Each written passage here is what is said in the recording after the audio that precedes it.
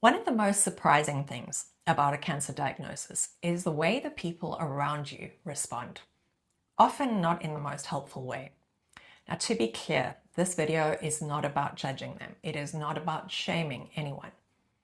Humans behave, like I have behaved in the past. Cancer exposes the fact that most people cannot deal with sustained uncertainty, with suffering, with reminders of their own mortality. It makes them uncomfortable. So some friends disappear. They call once or twice and then carry on with their lives. Try and remember that it's not personal. It's not that they don't care about you.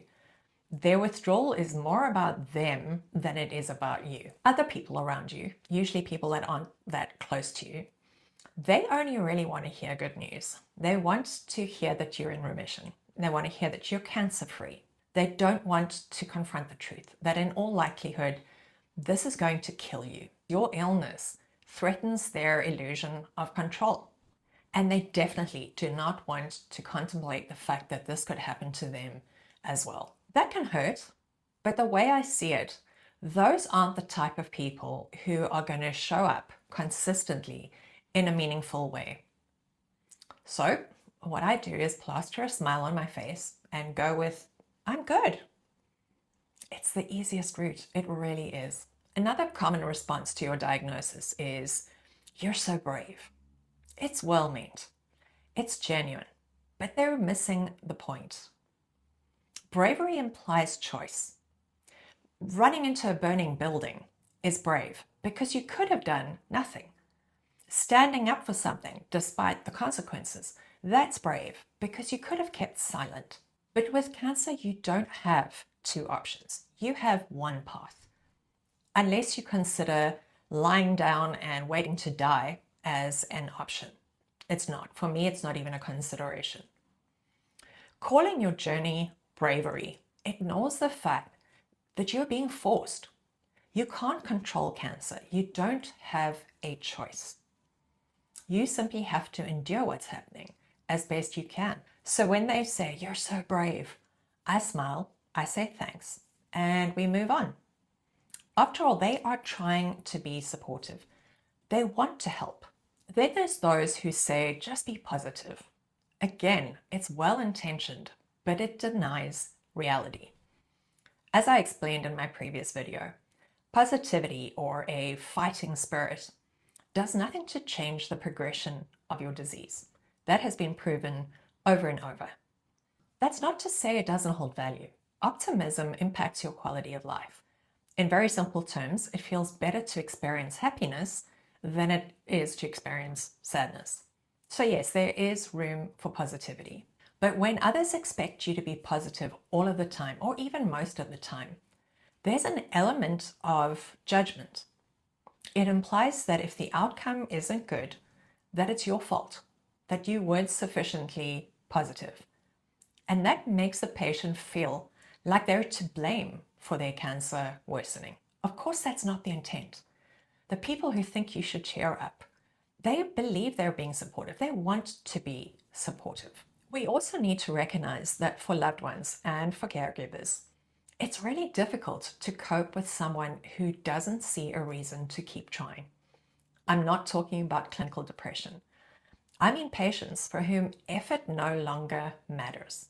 It's not that they want to die. It's just that they don't see a reason to keep trying. That's really difficult for caregivers. Living in constant darkness is hard for everyone involved. And honestly, I don't even know how to fix that. I don't know how you get through to the patient. For the rest of us, we are allowed to be realistic, especially if our cancer is incurable. We're allowed to feel fear and resentment and grief and anger. You have cancer, FFS. You don't owe anyone a neat ending. You don't owe them constant optimism. Find one or two people who will celebrate your good days with you, but they'll still be there for you when you have bad days, and they won't try and fix you or force you to be positive. You can be honest with those people, the ones who can handle it, and take the easy way out with those who can't. When someone says, you just need to be positive, smile and say, of course, It keeps the conversation light in the face of darkness. Again, this is not about shaming anyone. If you've said any of these things before, you're not a bad person. Cancer is really difficult for everyone, not just the patient. Other less than helpful responses are things like, everything happens for a reason. Really? What is that reason? Because it sounds like I've done something to deserve this cancer. And please do not say God works in mysterious ways. That is infuriating, whether or not you subscribe to religion. Another is, have you tried insert diet, supplement, exercise, alternative therapy? This one really annoys me because taking zinc 3 times a day is not going to help me live longer. There are over 200 different kinds of cancer, most of which respond very differently to treatment. You do not know more than my oncologist. So let's flip the coin for a moment. These are the type of things that do help. Do you want to talk about it today, or would you rather not? Tell me what helps and what doesn't. That sounds really hard. You don't have to be positive all the time. I cannot imagine what you're going through, but I do want to understand. So if you are living with cancer and you've been hurt by something that someone said or didn't say, you're not alone. Likewise, if you have unintentionally hurt someone you love, you are responding normally to a very, very difficult situation.